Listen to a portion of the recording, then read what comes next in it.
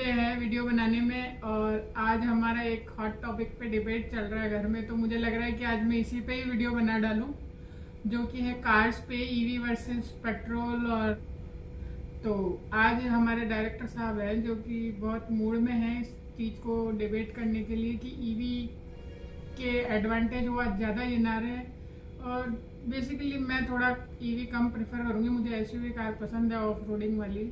तो इस चीज़ पे ही हमारा डिस्कशन चल रहा था, तो मैंने सोचा आज इसी पे एक छोटा सा वीडियो इनसाइट वीडियो बना देते हैं कि दोनों के ही उसमें आउटपुट समझ में आ जाएंगे कि किसको कौन सा पसंद है। दोनों अपने अपने उस पर विचार रखेंगे। तो मैं ये बोलूँगी कि ईवी थोड़ी महंगी है और जो उसका आउटपुट है वो थोड़ा कम है। हाँ, ये है कि कोई लॉन्ग टर्म पे इन्वेस्ट करना चाह रहा है और कोई टेक्नोलॉजी पे इन्वेस्ट करना चाह रहा है तो वो उसकी मर्जी है। और बदलाव हर किसी को करना चाहिए मेरे सही हिसाब से, जो कि change should be constant thing in our life. तो ये मेरा मोटो है, उसके लिए मैं एक्सेप्ट करूँगी। बट वैसे पर्सनली मैं ईवी को नहीं, मेरा वोट ईवी को थोड़ा नहीं जाएगा।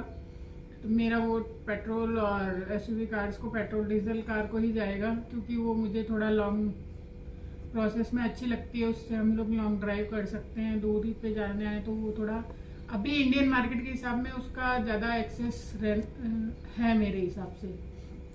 और ईवी में बहुत सारे हैं अभी प्रॉब्लम्स, और उसमें जितना अपन पैसा लगा रहे हैं उस हिसाब से आउटपुट मेरे हिसाब से नहीं आ रहा है। बट जिसका डेली का 200-250 किलोमीटर उसको जाना है और उसका पेट्रोल का डीजल का उतना खर्चा हो रहा है, उसके लिए लॉन्ग टर्म अच्छा है कि वो उसका दूरी थोड़ी सस्ते में शुरू हो जाएगी। और उसको मतलब पॉकेट फ्रेंडली है उसके लिए कि एक बार इन्वेस्ट कर दिया और फिर उसका पॉकेट फ्रेंडली हो जाएगा कि घर से रोज चार्ज किया और शाम तक अपने घर पे ले आए और रात को वापस चार्ज में लगा दिया। तो उसके लिए इजी एक्सेस है, प्लस लग्जरी है।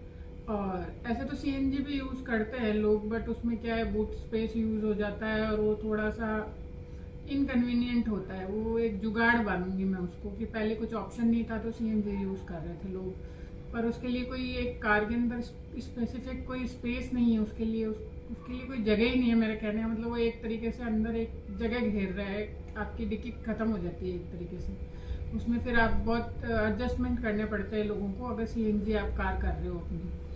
तो इस हिसाब से ईवी अच्छी है जिसको एवरीडे 200, 250, 150 किलोमीटर ट्रैवल करना है और पेट्रोल डीजल जैसे कि बहुत महंगे होते जा रहे हैं, तो उस हिसाब से ईवी पे कन्वर्ट अच्छा होना अच्छा है। बट उसको ये अगर कोई ईवी खरीद रहा है तो उसको मेरे हिसाब से फिर 10 साल के लिए उसको 10-12 साल उसको रखना पड़ेगा, तभी वो पैसा वसूल टाइप हो पाएगा।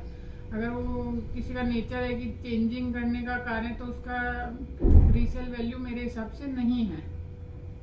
तो क्या कहेंगे इस बारे में डायरेक्टर साहब आप? तो मेरा पहला क्वेश्चन ये है कि आप जैसे बोल रहे हैं कि ईवी कार्स है वो बेटर नहीं है, तो मेरा फर्स्ट क्वेश्चन इस हिसाब से रहेगा कि जैसे पेट्रोलियम कार्स है उनमें मेंटेनेंस कॉस्ट बहुत आता है। उनको हर 5,000 10,000 किलोमीटर पे मेंटेनेंस के लिए, कुछ सर्विस के लिए भेजनी पड़ती है गाड़ी। पर ईवी में ऐसे कोई प्रॉब्लम नहीं आती है, तो आप उसके ऊपर क्या कहना चाहेंगे? वो सेम उसका भी प्रोस्पेक्टिव वही है कि कुछ पाने के लिए कुछ खोना पड़ता है। अगर आपको एडवेंचर चाहिए और आपको लॉन्ग दूरी तय करनी है, आपको उबड़ खाबड़ रास्ते पार करने हैं, तो मेरे हिसाब से ईवी थोड़ी सेंसर बेस्ड कार होती है। मैं जहाँ तक समझ पाई हूँ तो उसके सेंसर ज़्यादा जल्दी खराब होते हैं, मैकेनिज्म ज़्यादा लॉन्ग लास्टिंग है। और एक इंडियन जो जोग्राफिकल कंडीशन है उसके हिसाब से भी मैं पेट्रोल डीजल ज़्यादा मानूंगी, क्योंकि रोड स्मूथ नहीं है। ईवी कार थोड़ा लो होती है, डाउन टू रोड से ज़्यादा हाइट पे नहीं होती है। उस वजह से भी मैं पेट्रोल डीजल थोड़ी सी हाइटेड होती है कार, जो कि इंडियन रोड्स के लिए अच्छी है। दूसरा ऑप्शन ये है कि हमको हर 2 किलोमीटर पे पेट्रोल डीजल के पेट्रोल पंप स्टेशन मिल जाते हैं, बट ईवी का अभी मुझे ऐसा देखने को मिला नहीं है, उसके लिए थोड़ा टाइम लगेगा। तो ईवी एक तरीके से मैं ये कहूँगी कि एक शहर की, जो बोली जाए कि एक शहर के लिए अच्छी है कि जिसको अपने एक दायरे से आगे जाना थोड़ा सा उसके लिए टफ डिसीजन होगा कि अगर वो अपने दायरे से बाहर निकलती है तो उसको पहले मेक श्योर करना पड़ेगा कि उसको पावर के स्टेशंस मिले जहाँ पे उसकी कार प्रॉपर चार्ज हो। बहुत सारे वो देखने पड़ेंगे। कुएं के मेंढक की तरह हो गई है वो, एक कि वो हर जगह खुले में नहीं भाग उड़ सकती है, उसको अपना एक दायरा तय रखना पड़ेगा।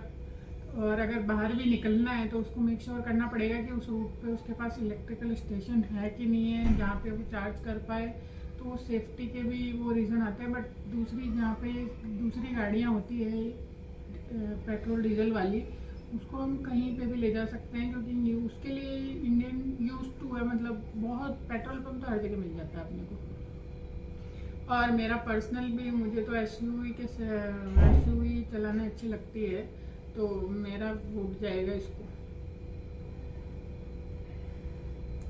पेट्रोलियम पे आपका वोट जाएगा जैसे, तो मैं दूसरा सवाल ये पूछना चाहूँगा कि जैसे हम देखते हैं कि अभी मानसून चल रहा है महाराष्ट्र में लेटेस्टली, और डिफरेंस आता है कि हम जैसे बाइक यूज़ करते हैं, पेट्रोलियम कार यूज़ करते हैं, अगर हम कोई पानी वानी में चले जाते हैं या गाड़ी पानी वानी में रह जाती है तो इंजन सीज होने का बहुत डर रहता है उसमें।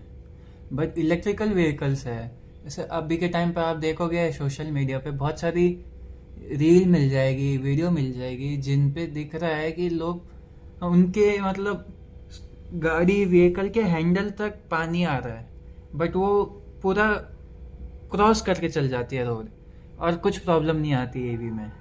बट हमारे इस दूसरे साइड देखा जाए तो इंजन के जो एग्जॉस्ट पाइप से ऊपर पानी आ जाता है पेट्रोलियम या डीजल इंजन में, तो उनका सीज होने का डर रहता है। तो आप उसके ऊपर क्या कहना चाहोगे? तो हर चीज का एडवांटेज और डिसएडवांटेज है। ऐसा कुछ भी नहीं है कि आप पानी में से निकलोगे तो 100% सीज होने के चांसेस होते हैं। हाँ, चांसेस रहते हैं अगर आप सेफ्टी को मेजर नहीं करते हैं। और ऐसा कुछ पानी में से निकाल के स्टंट लगाने की जरूरत नहीं है। जहाँ पानी है वहाँ मुझे लगता है रुकना चाहिए, सेफ्टी को इंश्योर करना चाहिए। अगर आप निकल रहे हो तो बहुत ही बैलेंस के साथ निकलना चाहिए, एक ही स्पीड मेंटेन करना चाहिए। अगर गाड़ी रुक जाती है कहीं पे भी, बाय द वे आपको लगता है कि गाड़ी रुक गई है, तो फिर उसको रीस्टार्ट नहीं करना चाहिए, फिर उसको धीरे धीरे पानी से मैनुअली बाहर निकालना चाहिए। उसको गाड़ी को स्टार्ट नहीं करना चाहिए। बहुत सारे ऐसे सेफ्टी मेजर है, उनको यूज़ करना चाहिए। उसके हिसाब से हम काफ़ी हद तक बच सकते हैं। तो जैसे कि एडवांटेज डिसएडवांटेज सबके रहते हैं, सबकी हर गाड़ी, किसी भी गाड़ी को ले लो, उसकी कुछ परेशानी होगी और कुछ फायदे भी होंगे। अब आप बड़ी सेगमेंट के एसयूवीज लेने जाओगे तो उनकी माइलेज भी नहीं होती है, तो ऐसे तो फिर एसयूवी भी कोई नहीं खरीदेगा। बट खरीदते हैं क्योंकि उसके फायदे भी बहुत होते हैं। पर देखा जाए जब ईवी कार्स जो होती है बेसिकली उनका पिकअप भी बहुत स्ट्रांग रहता है।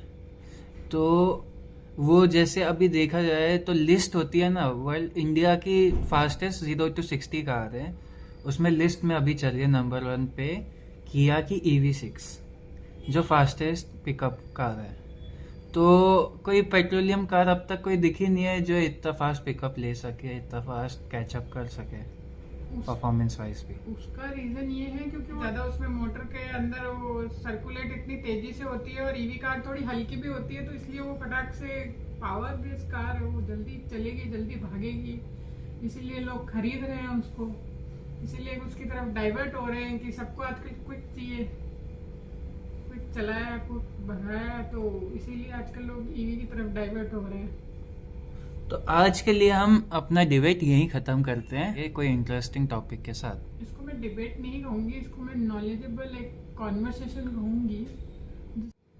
तो आज जैसा कि मैं ये डिस्कशन में यहीं ख़त्म करूँगी। और आज जो कार पर डिस्कशन हुआ है EV versus petrol diesel car और एसयूवी कार, तो मेरा पर्सनली वोट जाएगा पेट्रोल और डीजल कार्स को, और मैं उसी पे स्टिक रहना चाहूँगी। और मैं जल्दी अपना एक वीडियो मेरी क्रेटा के साथ लेके आऊँगी जिसमें मैं उसकी पूरी बताऊँगी, और मैंने क्या क्या जर्नी की है वो भी डिस्कस करेंगे। मैंने उसके साथ बहुत ट्रैवल किया है, वो मेरी फेवरेट कार है, मैं उसको धन्नो बोलती हूँ। तो अभी यहाँ पे मुंबई में बारिश का मौसम हो रहा है, तो अभी मैं उसके साथ वीडियो नहीं बना पा रही हूँ। तो जल्दी हम एक ऐसा वीडियो लाएंगे जो कार के अंदर और बहुत सारी चीज़ें कार की डिस्कस करेंगे, तो उसी के साथ मिलेंगे। होपफुली हम बाहर भी कुछ अच्छे वीडियो बना पाए कार के साथ और बहुत सारे टॉपिक्स के साथ। इसी के साथ till then bye bye, love you all.